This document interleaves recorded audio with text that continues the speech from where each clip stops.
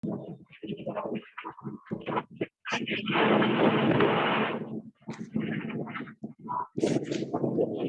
morning, friends. Please, Srinivas sir, please mute your. Okay, thank you. So, good morning, friends. Hope all of you are doing well and safe. And one more thing here, I think all of you are enjoying this Fisher course. And somewhere you may be feeling that you are isolated or separated from your co-participants here. So if it is an offline program, you could have a good interaction with your friends or co-participants, and you could have exchanged your ideas, your views and thoughts. But somewhere because of this pandemic situation, what happened, we are missing a cooperative and collaborative working environment. But still, somehow through this online also, we are able to manage our work collaboratively. See, for example, what is happening here, we are attending this program with the collaboration of different personnel. That means different individuals. Coordinator is there, director of the HRD center is there, non-teaching staffs are there.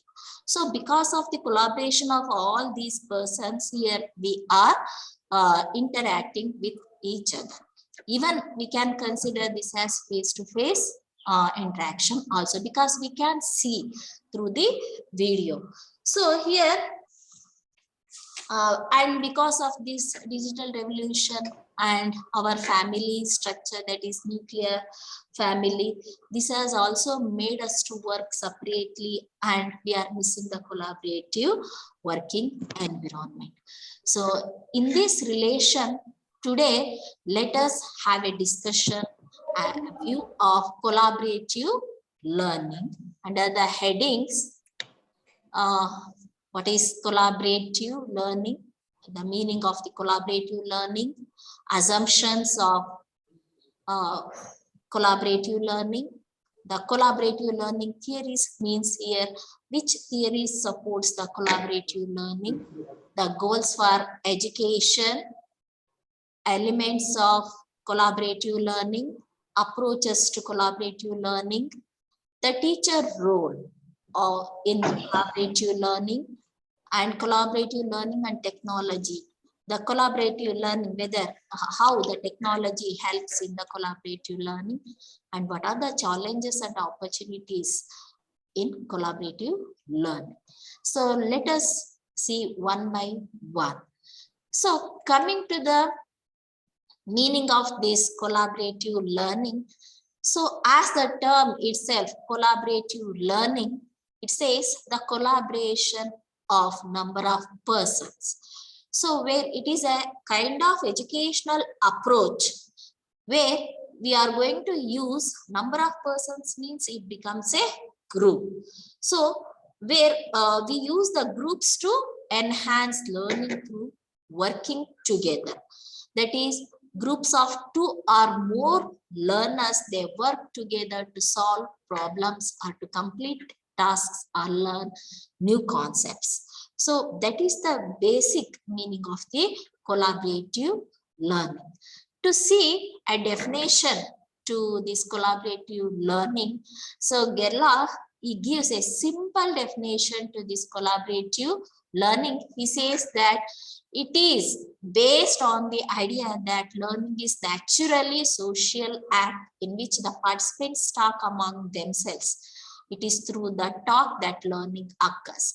If we see the definition given by Gerlach, he says that what we know that learning is a social act. It is a kind of social phenomena where this naturally occurs, and where the participants means nothing but the learners, they are going to talk among themselves. As already I told that if you are in an offline program, what you are going to do after the completion of the program, after the completion of each and every sessions, you are going to talk with your friends. You are going to discuss about what happened in the class, what the resource person told, like that. So you are going to talk and you are going to learn through that talk also. So that is the basic meaning of the collaborative learning, what Gerla says. And if you see the features of this collaborative learning, this is a broad term or an umbrella under which number of educational approaches can be seen. So it is a broader term. The collaborative, we have number of strategies, number of educational approaches which comes under the collaborative learning. So it is a broader term. And then it is not an effort of single person. Collaborative learning, it is a joint that two intellectual efforts by students and teachers together. It is not only between the students, it is between students and teachers together. It is an intellectual effort where we have to put our intellectual thoughts, ideas into discussion. So it is the joint effort, joint intellectual efforts of students and teachers. And in this collaborative learning, students or the participants work in groups of 2 or more. It may be 2 persons or more persons, and they mutually search for understanding, solutions or meanings, or creating a product.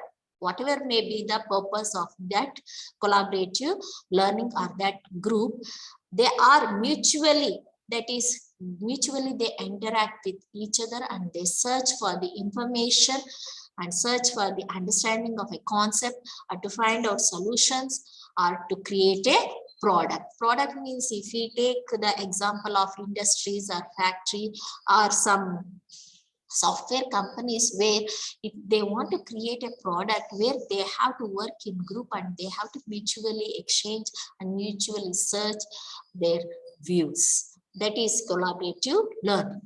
And here the learning activities vary, they vary widely. Means we can have number of various types of learning activities under the umbrella of collaborative learning.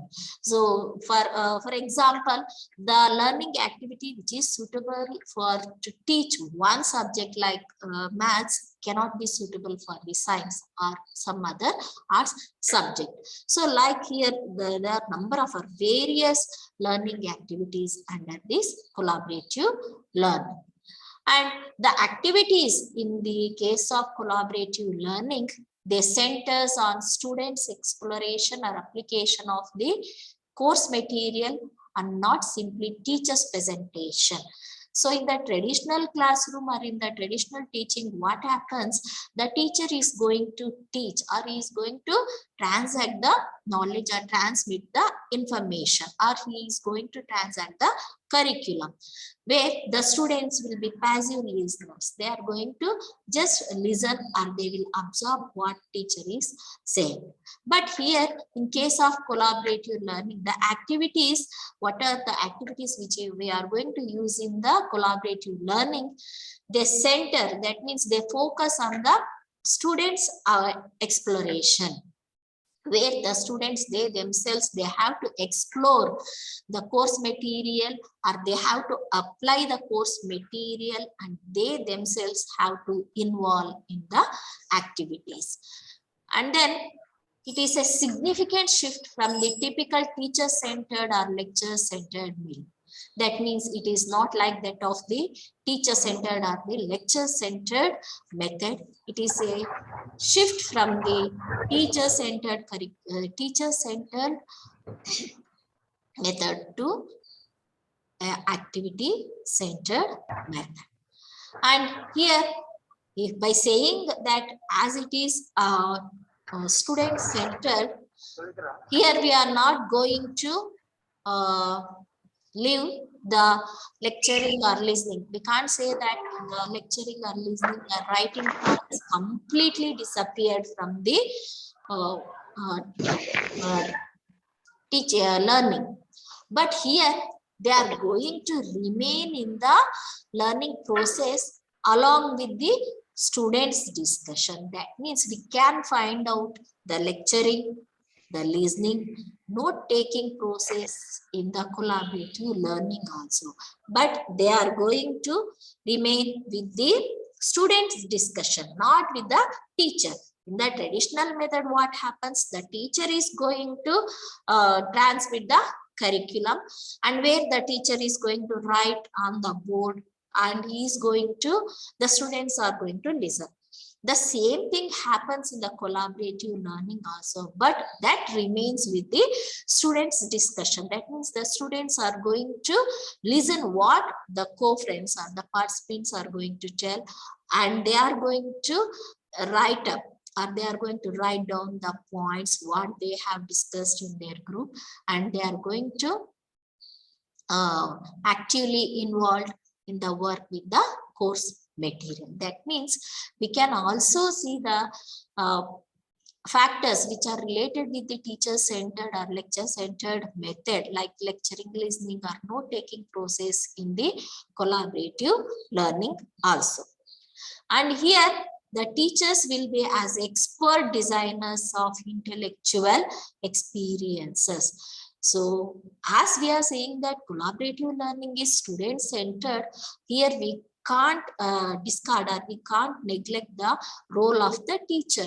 Here the teacher, they will be considered as expert designers of intellectual experiences instead of what? Expert transmitters of knowledge. Where in the case of traditional method, what happens? They are going to transmit the knowledge.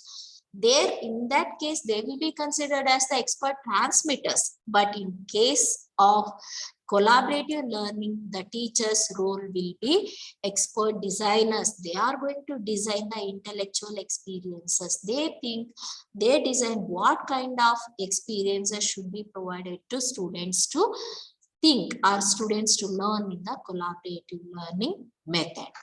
For to coach the students, or they will work as a midwives of more emergent learning process than expert transmitters of knowledge. And then this collaborative learning, it is practiced by teachers of different disciplinary backgrounds and teaching traditions. The collaborative learning is not restricted, or it is not limited only to the one section of teachers or to the teachers from a particular discipline. It is applicable, or it is practiced by teachers from different disciplinary backgrounds. That means whether the teachers from the science discipline, or from the arts, or from engineering, or from any other background, they can, even the teachers teaching in that traditional method, they can also use this collaborative learning. So these are some of the features of this collaborative learning. And then here there are some assumptions on what basis this collaborative learning is formulated. So there are some assumptions about the collaborative learning. So let us see what are the assumptions based on which the collaborative learning has been formulated. So here, learning, the first assumption is that learning is an active and constructive process. Yes, of course. Learning should be active. Otherwise, what happens if we consider our traditional method, where if the teacher is standing on the dais and he is transmitting the knowledge, the students will be just passive listeners. Just they will listen, especially they just go on whatever the teacher says, they nod their heads. But the learning should be active and it should be constructive process. So the assumption says that where to learn new information or ideas or skills, anything, the students have to work actively with them in purposeful ways. So here what it says that if you want to learn new information or ideas, students, they have to work actively. They have to involve themselves actively in the work. Then only they can learn new information. For us also, what happens if you want to know something about, for example, if I take my example itself, before coming to this session, if I want to deliver a lecture on the collaborative learning, what should I do? I should involve myself actively in learning about what is this collaborative learning, what are the principles behind that, like that. So then only I can learn about the collaborative learning. So all of us are being a teachers, we are lifelong learners. We are going to learn new things, and that too, especially we are going to involve us actively. Then only we can understand that concept or a new concept or new information. So therefore, here the first assumption is that learning is an active and it is a constructive process. Constructive process means where the students, whatever they have learned themselves or whatever the information they have learned, by involving actively in the learning process, they are going to integrate that new material, whatever they have already learned, or they used to recognize it, whatever they have taught by their teachers, or they knew, or what they knew, that is, they are going to integrate the materials, the new materials which they have learned with the already they have known. And then based on that, the students create something new with the information and ideas. So by integrating the new material, they will create something new and new concepts or ideas. So by involve, if they are active, that is constructive process. That means they are going to construct some ideas or some concepts or some information. So therefore here these acts, that is involving actively and constructing the knowledge, they are the acts of intellectual processing which are crucial to learning. If you want to learn something, you have to involve yourself in the process of learning actively. That is the first assumption. Then coming to the second assumption, it says that learning depends on rich context.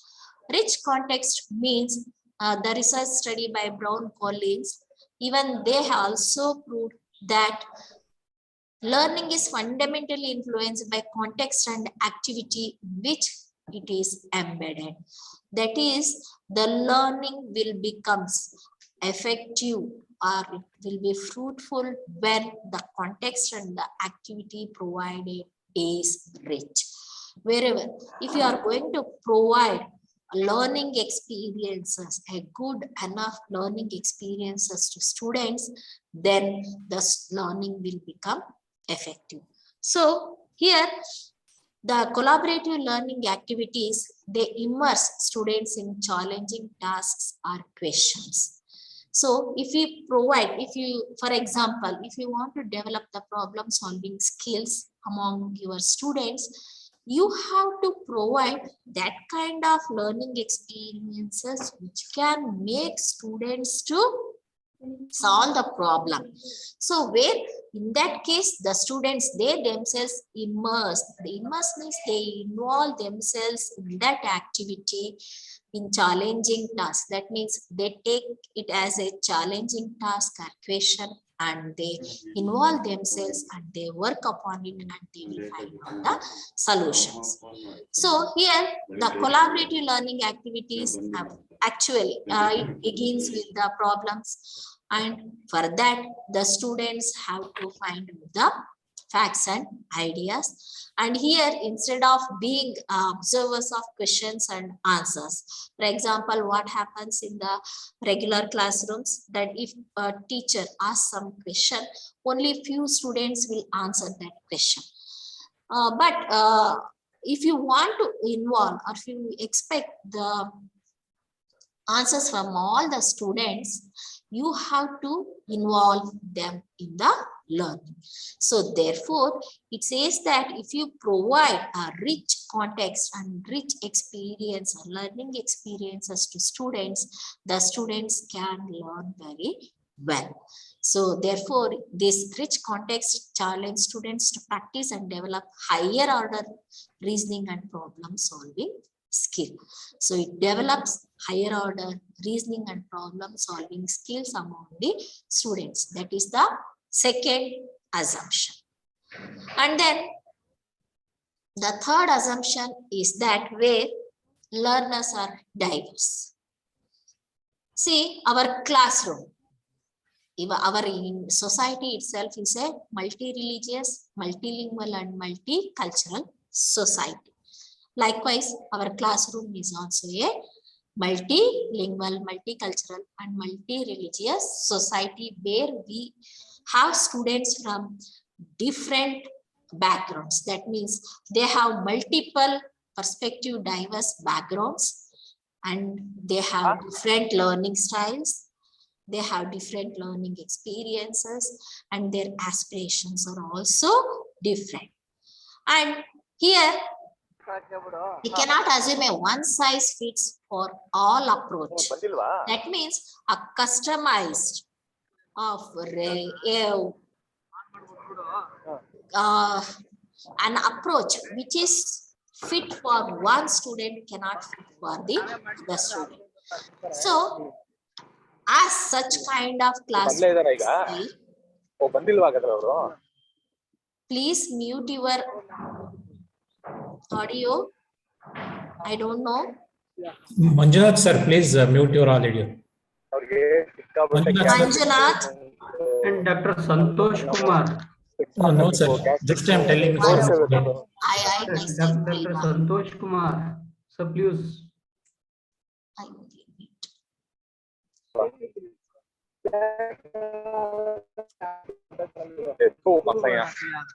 Once again. Hello, dear participant. Please mute your audio. Okay. So, when students in this type of classroom, that is the students with a diverse background, if the students work together in the classroom, they will get a direct and immediate sense of how they are learning and what students with diverse background bring their experiences, ideas to their work. For example, in a group, if there are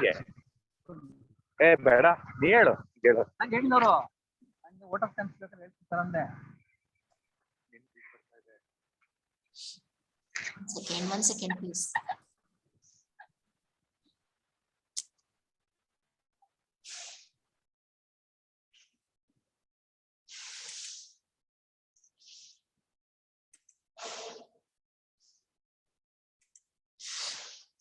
So here, if the students are there with a diverse background, they can share their views, they can exchange their experiences, and they can bring their ideas to the work. So here, these diverse perspectives that emerge in this collaborative learning that illuminates both teachers as well as students also. That is the diverse society, that is the classroom with the diverse students where we can have a number of ideas, number of perspectives. So that is the another one assumption. And then another was assumption lying behind this collaborative learning is that where learning is inherently social act. That means here, already I told that learning is a social process. It is a social act where it produces many minds coming to bear on a problem, and social stimulation of mutual engagement in a common endeavor. That means already I told that classroom is a miniature society where there will be a mutual exploration, meaning making, and feedback often leads to better understanding on the part of the students and to the creation of new understanding. That means learning, as basically it is a social phenomena or a social process. Here learning is flourished well in a social environment. For example, if a student is going to be isolated or kept as a single person in a classroom, he can't learn anything. So if he is left with his friends, he can learn well. That means by interacting with his friends, interacting with his co-fellows, he can change his ideas, he can express his views. So that flourishes the learning. So here, where this collaborative learning, it also challenges students socially and emotionally to listen to the different perspectives, and the learners create their own unique conceptual frameworks, and they become not rely solely on an expert's or text framework. They are not going to depend upon the person who is going to transmit the knowledge. So therefore here the collaborative learning setting, it provides opportunity to converse with the peers present and defend ideas, exchange diverse beliefs, question other conceptual frameworks, and be actively involved. So that is the another one assumption behind the collaborative learning. So these are the 4 assumptions lying behind the collaborative learning. So the main thing, what it says that learning is a social activity. We know that social phenomena, where social means it is a society. Society is a network of individuals where there will be interaction between the human beings. That interaction between the human beings itself is going to make the students to learn the concepts or the skills of problem solving, reasoning, or anything. So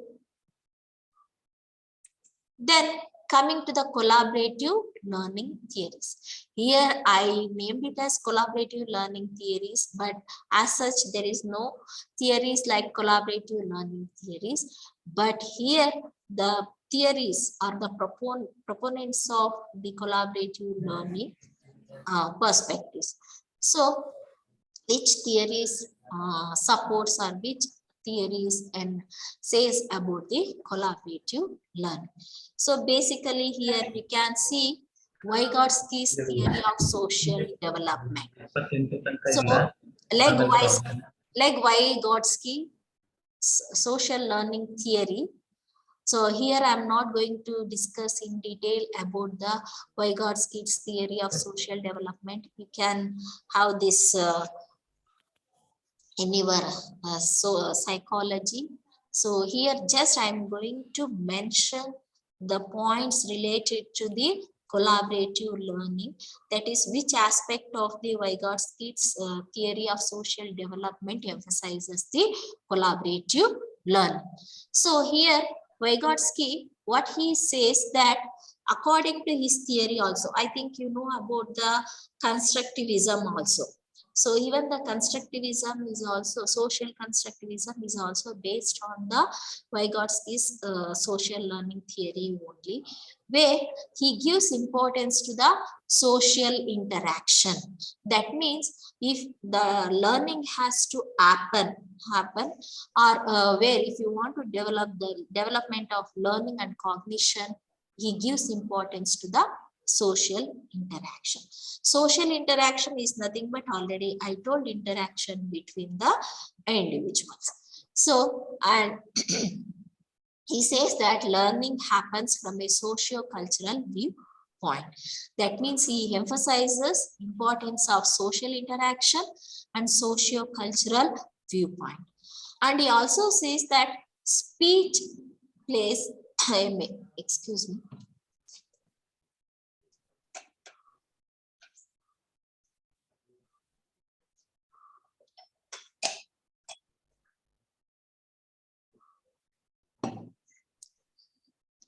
He says that speech plays a major role in the development of thought, and with conversations, that means the conversations what the students or the participants are going to have with others, with more knowledgeable people. That means the conversation with the more knowledgeable people drives them forward or drives towards progress of understanding and cognition. So that he says that more knowledgeable other. That means while telling about his theory in the social development theory, he says 3 zones: can do, cannot do, and in between there is a zone that he named as zone of proximal development. Zone of proximal development is it is a zone where able to learn, but it needs guidance. That means there's some students are there who lies in the zone of proximal development, but they can learn with the guidance of teachers. Apart from that, he has mentioned another one concept that is more knowledgeable other. More knowledgeable other is that which is related with this collaborative learning. So where more knowledgeable other is a person who already has the knowledge or experience that the learner is seeking. That means what the learner wants to learn. For example, if I want to learn something about the collaborative learning, I want to learn that. So I go and interact with some other person who is more knowledgeable than me. So that person becomes MKO, that is more knowledgeable other. So that MKO may be a parent, a teacher, or an older adult, or a peer may be a MKO. That means your peer fellow. He may or she may also become MKO. So the interactions with this person that a learner can see desired behaviors, model or receive important information. That means the interactions between this MKO and the students or the learner, they will receive the information or they will change their, or we can observe desired behaviors in the students. So therefore, the main concept which supports a collaborative learning from the Vygotsky's theory is that more knowledgeable other. So Vygotsky termed this as collaborative dialogue. That MKO, Vygotsky has termed, that means the interaction between the MKO and the learner who is seeking that knowledge is termed as collaborative dialogue, as the learner seeks knowledge, internalizes the information provided by MKO, then uses that information to guide their own actions. So therefore, this is the main concept, that is MKO is the main point which allows the learner to operate within the zone of proximal development. So therefore, according to Vygotsky, what he has termed collaborative dialogue itself is the collaborative learning. Then another one theory which supports is the Piaget's theory of cognitive development. So here also we know the process of assimilation and accommodation, which is explained in the Piaget's cognitive developmental theory, where in this process, both, that is in the process of assimilation and accommodation, where it requires an active learner. If the students want to assimilate some knowledge and if they want to accommodate it within themselves, they should be an active learner. Otherwise, they can't assimilate or they can't accommodate any knowledge. So here in this process, the child must interact with physical and social environments to learn. So therefore, Piaget's theory of cognitive development, that is especially the process of assimilation and accommodation, it tells about the active learner and also interaction with the social environment.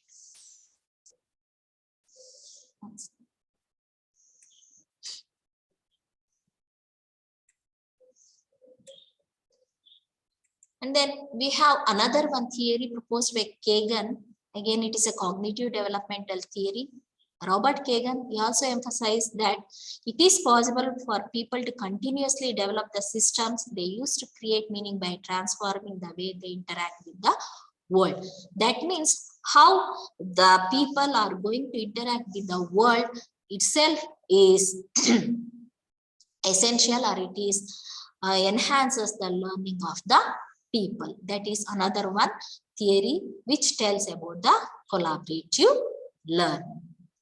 And then coming to the, then what is this collaborative learning? How it is helpful to the education? Can it meet the goals of education? So we know that education, the main aim of education is to develop a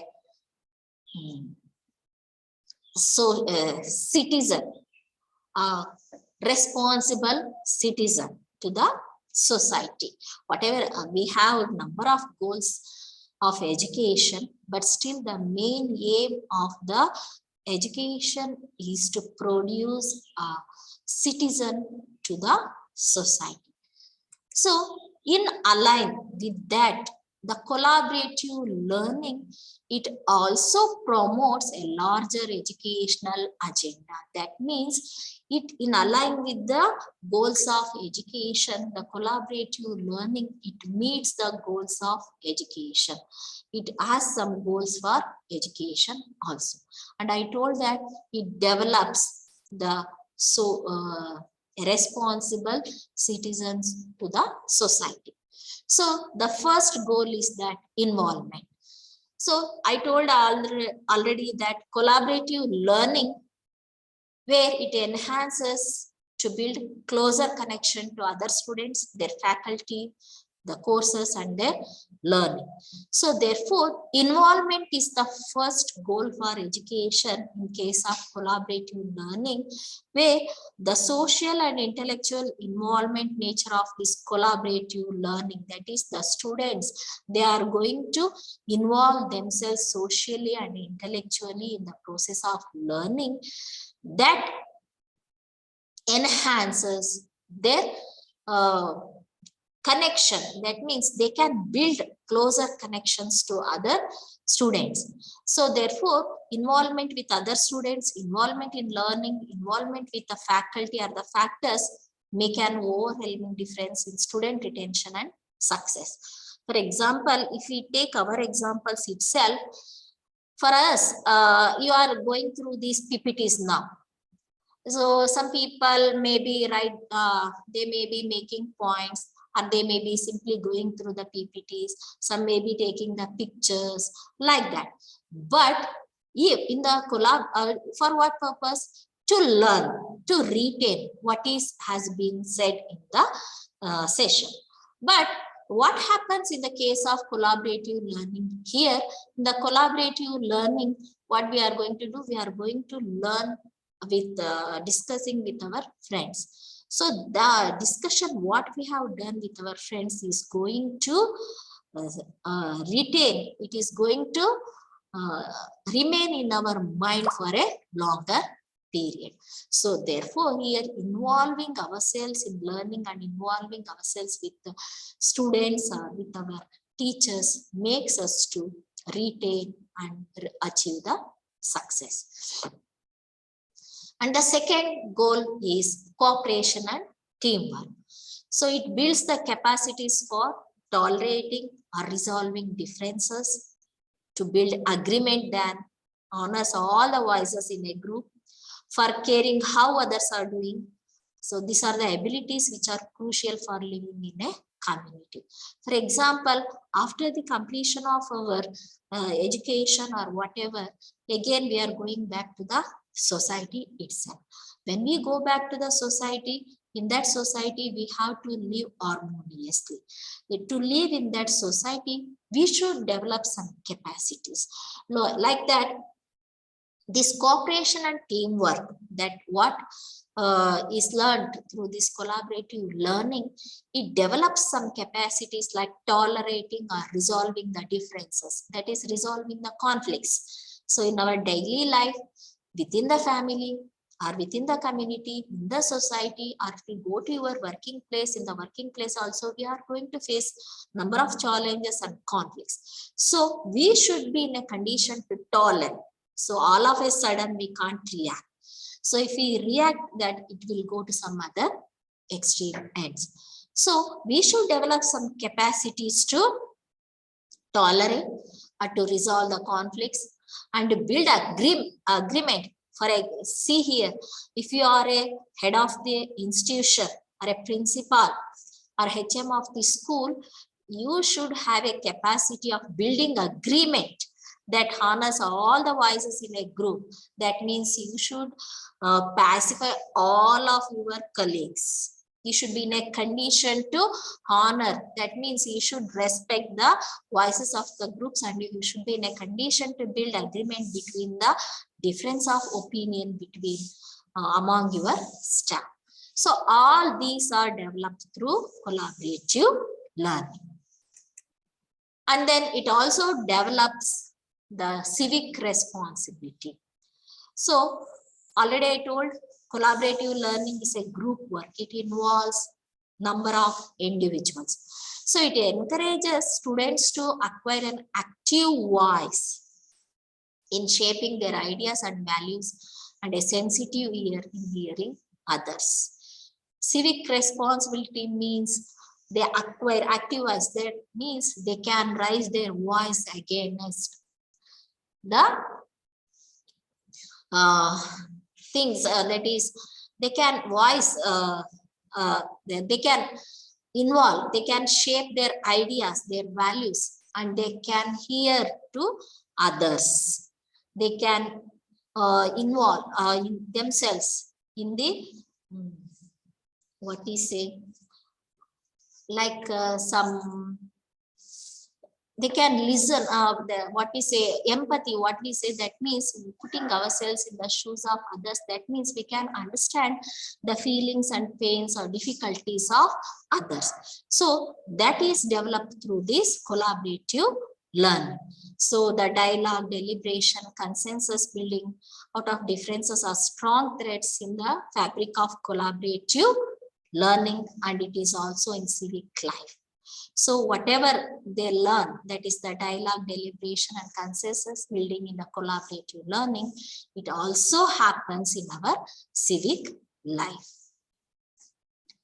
So therefore here, this collaborative learning, it enhances all these goals for education, that is involvement, cooperation and teamwork, and civic responsibility. Then coming to the importance of this collaborative learning. So here a picture, it says sage on the stage. See, sage on the stage means here sage. Who is the sage here? The person who is teaching. As we are in the teaching field, first the teacher only comes. So teacher is the teacher, he is the sage. Yeah, here we have students, sage on the stage. That means here teacher is saying something on the stage, the students are listening. But what happened? I have put a ban mark to this. Okay, so that means the collaborative learning bans this. It does not allow this. That means where the teachers should not be the sage and the students are not going to receive, or they will not say what yes to whatever said by sage. That means teacher. But in case of collaborative learning, what happens? This Collaborative learning, it promotes students' learning and academic achievement. It enhances student satisfaction with their learning experiences. What happens, for example, all of us are teachers in our classroom. What happens? We come with some preparation and we will stand and we will go on telling, or we are going to give lecture on the topic. Somewhere there are some students in the class, they will be having some views. They want to express their own views. They want to discuss with you. So, but what happens, the traditional method or lecture method, that will not allow opportunity, or it will not provide opportunity to the students to express their views. So what happens? The students may feel unsatisfied. So as they are not able to express their views. But in case of collaborative learning, what happens? It provides opportunities to the students to enhance, to express their views. So therefore, somewhere students get satisfaction with their learning experiences. That is the thing where the students can get satisfied with their learning experiences or whatever they have learned. And it also helps students to develop skills in oral communication. In oral communication means in the group where the students, each and every student in the group, they have to speak up. They have to speak up something about the topic. They have to discuss with their friends. So therefore, it helps the students to develop the skills of oral communication.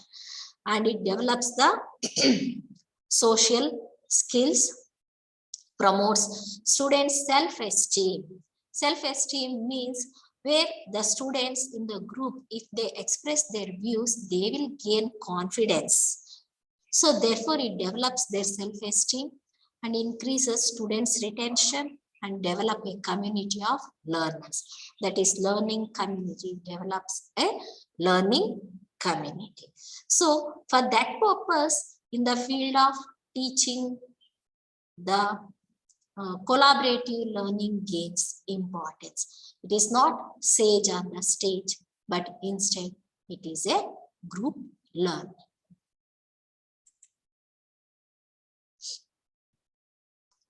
Then coming to the elements of cooperative learning, there are mainly 5 elements: positive interdependence, face-to-face interaction, individual and group accountability, interpersonal and small group skills, and group processing.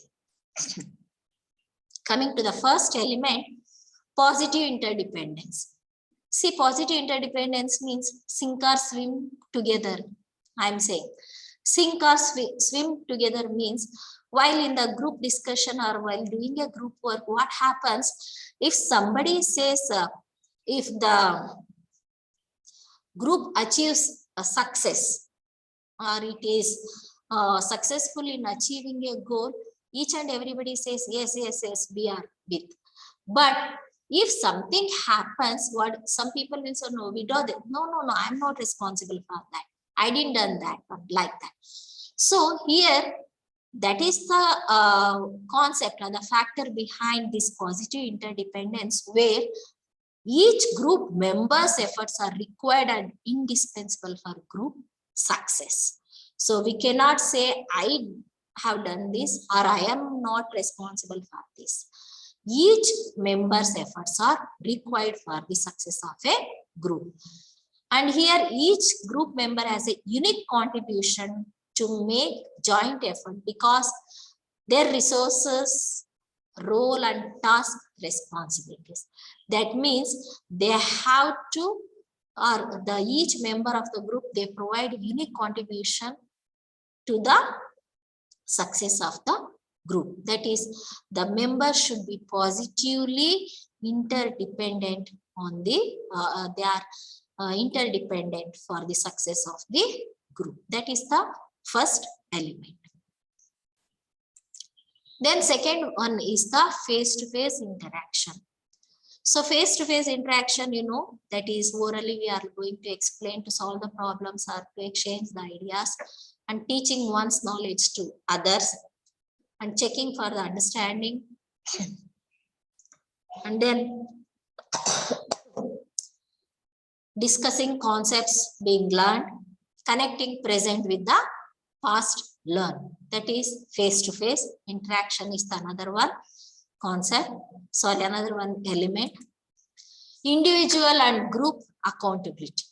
That means individual and group accountability means in the group, that is in the collaborative learning. Here we have both the accountability of individual as well as group. Both as an individual, I am responsible for the success of the group, and also as a group, we are responsible for the success of the group. So here, for that, here we have to keep the size of the group small, and then giving an individual test to each student and examine students orally, observe each group and record the frequency within each member contributes to the group's work. That means as a teacher, you have to examine this, and then assign student in each group the role of checker, and having students teach what they learned to someone else. That is, each and everybody is accountable in the group work. And then interpersonal and small group skills. So as it is going to happen in the group, the interpersonal and small group skills are essential. And in this collaborative learning, the social skills must be taught to the students, like leadership, decision making, trust building, communication, and conflict management skills. So these are the 5 elements of the another one is there. Group processing is the another one element. Group processing means where the group members, they discuss how well they are achieving their goals and maintaining the effective working relationship, and they can describe the member actions are helpful or not helpful. That means in the group, if I am going to give my idea, all other members can discuss and say this is helpful or not helpful, we can leave this or we can select this idea, like that. So make decisions about the behaviors to what kind of behaviors to be continued or changed. So these are the elements of the collaborative learning. So if we are going to effectively follow these, or if we are going to effectively organize these elements, the collaborative learning becomes effective. And then coming to the approaches, already I told there are number of approaches in the collaborative learning. Here I am not going to discuss in detail, because each and every approach we have to discuss with its the process, the procedure of these approaches, like that. So to mention here, I have listed some approaches of collaborative learning, that is cooperative learning. Again, here you may have you may raise a question, that is whether this cooperative learning and collaborative learning are one and the same. But here cooperative learning is a approach under the collaborative learning. In the collaborative learning, what happens?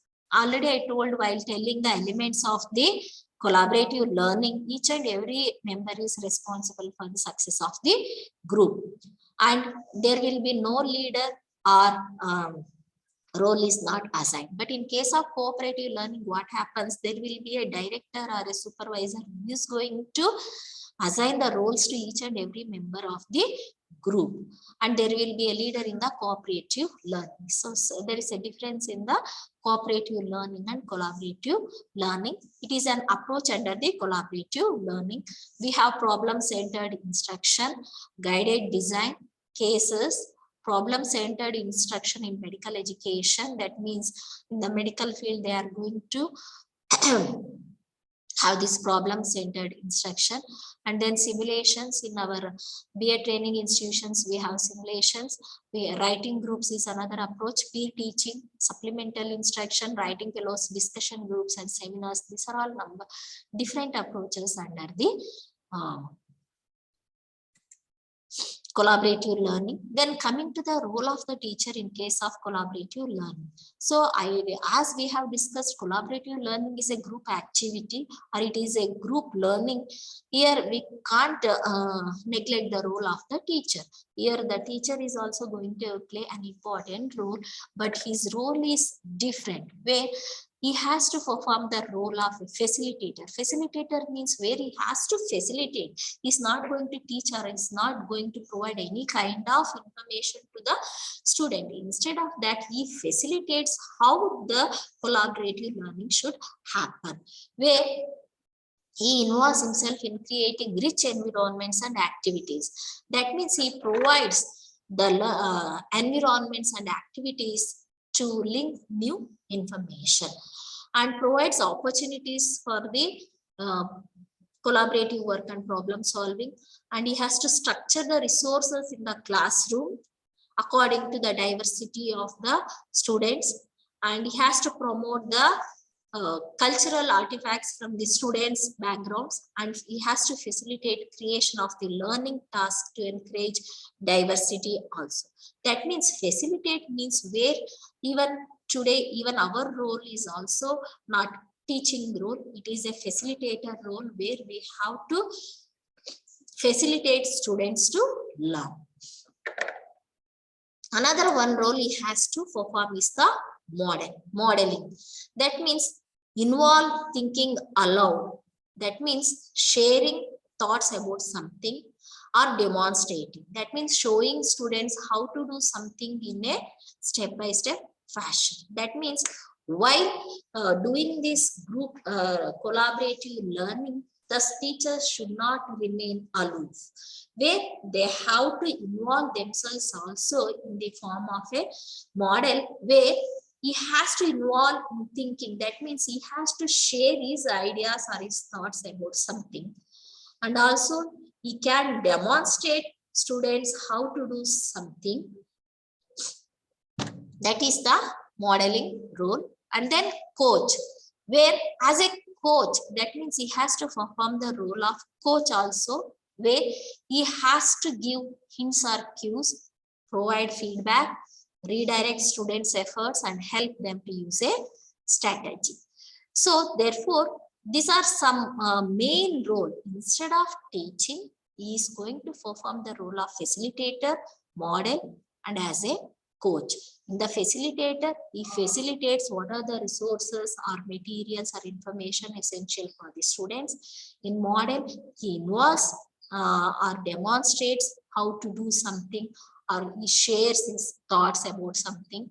Coach, where he coaches, or it means he provides hints or cues, provides feedback, and then redirect students' efforts, all this. So that is the main role he has to perform.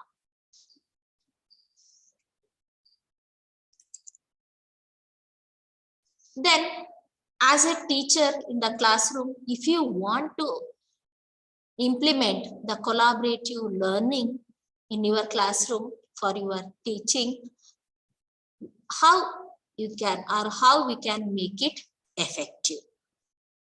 There are some guidelines or there are some ways which we can follow to make our learning effective. Establish clear group goals. There should be a clearly established group goals, and the group should be mid-sized, and we should establish flexible group norms, build trust and promote open communication. For larger tasks, create group roles, create a pre-test and post-test. Pre-test and post-test means to get the information about the collaborative learning, that is the students' reaction about the collaborative learning or their experiences in the collaborative learning, and consider the learning process itself as a part of the assessment. While the students are learning, you have to assess them. Consider using different strategies. Don't stick on to the single strategy, go for the different strategies, and allow groups to reduce the anxieties. And then establish the group interactions. Use real world problems. Don't take up examples or problems from somewhere else. Instead of take the problems from students' daily life situations, and then focus on enhancing problem solving and critical thinking skill. Instead of simply making them to discuss in the group, you have to focus enhancing their problem solving and critical thinking skills. And you have to keep in mind the diversity of groups. Diversity of groups means you will be having the students from different cultural background, language background, religious background, and also we have students with different level of intelligence, interest, attitude, aptitude, like that. We have to consider all that. And then consider the demographics, and then use scaffolding. That means use different kinds of instructional techniques. That is responsibility as students begin to understand the concepts, and then include different types of learning scenarios, and then technology. You can also use technology, and then avoid bad group work. Bad group work means in a group, if somebody is doing, we allow them to do that person. You are doing, no, you do, I will sit like that. Don't do like that. And be wary of group think, where we have to involve, and we have to encourage each and every students to involve in the group and value the diversity. We have to respect the diversity of the group. And then here I said that in the collaborative learning, we are going to have a group discussion. Then can't we have this collaborative learning through technology? Is there a technology is going to play any role in the collaborative learning? So if we see, yes, of course, what I told in the starting itself, even our present session is also a kind of collaborative learning using technology. So you are somewhere in your institution, in your home. You are sitting somewhere in your home or in your institution, or somewhere in your working places. I am sitting in the center, and our coordinator is in the department, and staffs are in other room, but still we are collaborating. So that is using the technology, we are collaborating with each other. So nowadays in the field of education, not only in the field of education, in some other fields also, like industries and some other field. So we are using this technology to collaborate the works of the individuals. So the technology, it boosts the collaborative learning. There are different ways. I will just go through that one. The first one is the communication tools. We have different communication tools like KidBlog and Blogger, Padlet, Wakelet, and then Story2, Bonsi. And then we have project-based work and learning, like virtual meeting, task management, project mentors, discussion. Then immersive learning tools are there, collaborative place-based learning, and then co-spaces, Edu, Nearpod, 3D Bear, MyGDU, and then we have inquiry-based science and engineering like PASCO, Concord Consortium, like that.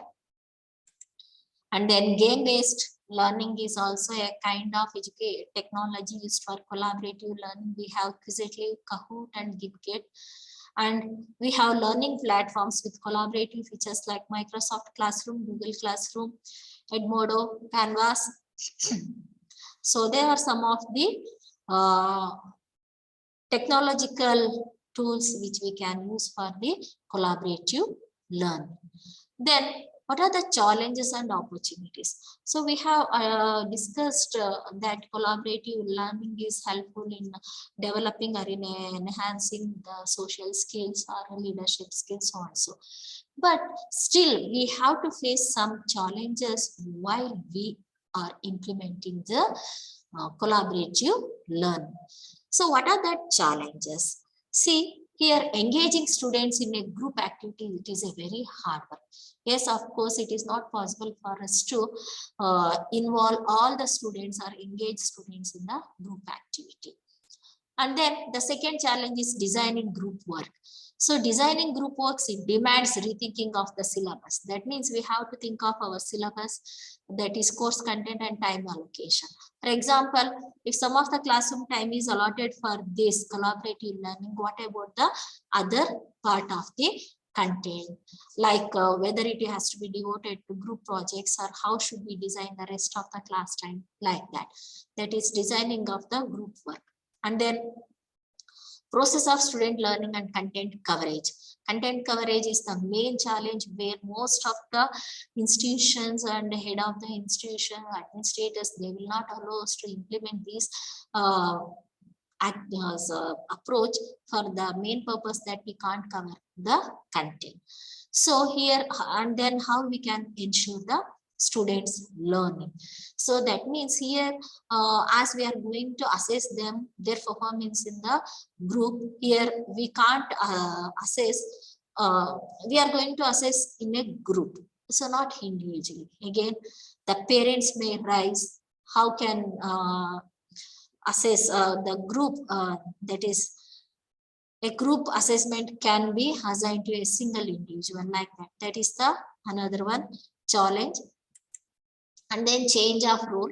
Basically, the main root assumption of our teaching learning is that way the teacher and students role is going to be changed in case of collaborative learning. It takes more complex roles and responsibilities. So it just like becomes a community, and where it is going to reshape the relationship between teachers and students, and again it becomes a confusing and disorienting one. And then it also complicates the evaluation process of student competence. And then at the classroom level also, we have to face another challenge. Like for the traditional classroom, we have a dais and we have seats, like chairs or desk for the students. But if you have to do the collaborative learning, it is not possible. Completely we have to change the structure of the classroom, but it is not possible. And political economy of the institution or academy, where to set up to front load the curriculum with large less division classrooms. Okay, that is arranged for the lectures, but here that is, if we are going to adopt collaborative learning, we can't. And then mindset of the administrators, it is not possible to change, or we can't. Lack of cooperation between the colleagues. If one teacher wants to implement the collaborative learning, other may not. So, and then it is a time consuming, and classroom control is another one challenge. Individual differences among students. Already I told the students from diverse background and from different intellectual level, and then their attitude, interest is different. So that also challenge to this. And then individual responsibility for learning and conflict of values may also occur in case of collaborative learning.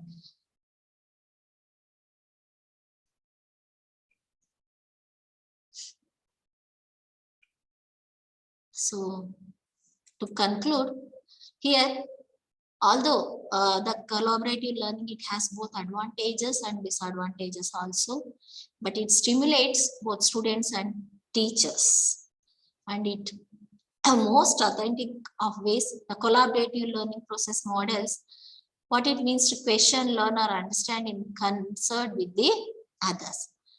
It demands, that is, if we want as a teacher, if you want to make our students to learn something, and if you want to produce a responsible citizen, if you want to contribute to our society, the learning collaboratively demands responsibility, persistence, and sensitivity. Being teacher educators and teachers, we should be responsible, persistent, and sensitive in implementing the collaborative learning. But the result can be a community of learners in which everyone is welcome to join, participate, and grow. So hope that let us try to some extent, implement this collaborative learning approach in our classrooms.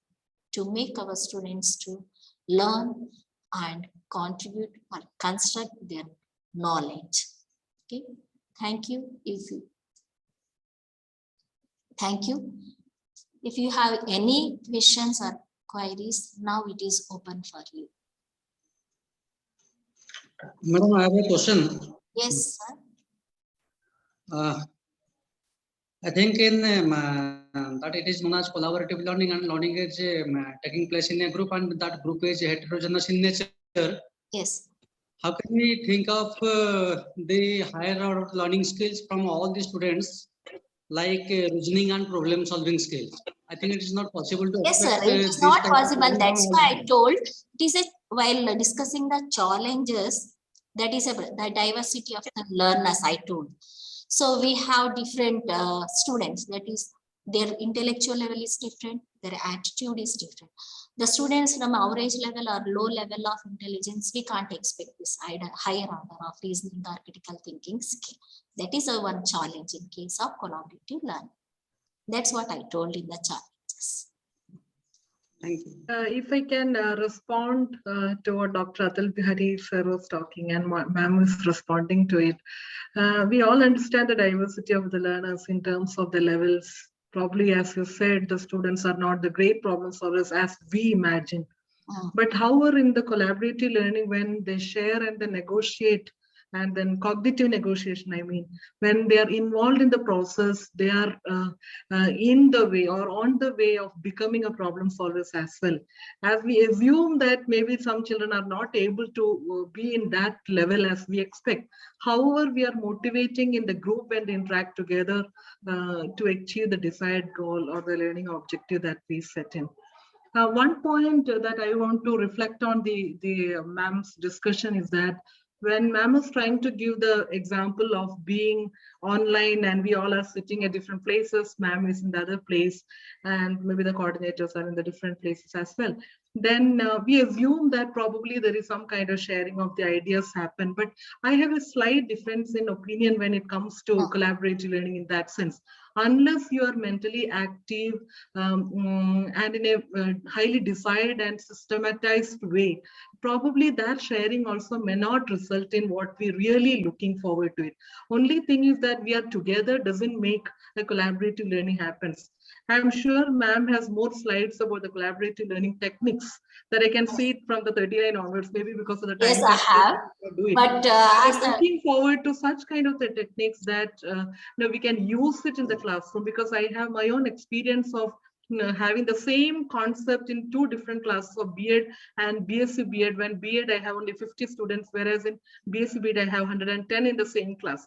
So probably when in the BSc B.Ed, usually people say that the collaborative learning doesn't happen because the number is less. But I'm sure ma'am would agree with me when there is a technique called think, pair, share. That we had worked on it, that even in the group of more larger number of students, probably we can think of certain kind of collaborating technique as well. That's it, ma'am. Thank you. Yeah, I over to Danya. Here I want to mention something. Thank you, madam. Danya Krishnan, while it is my experience, I'm sharing with you. When I think when I was teaching, now it is not there in our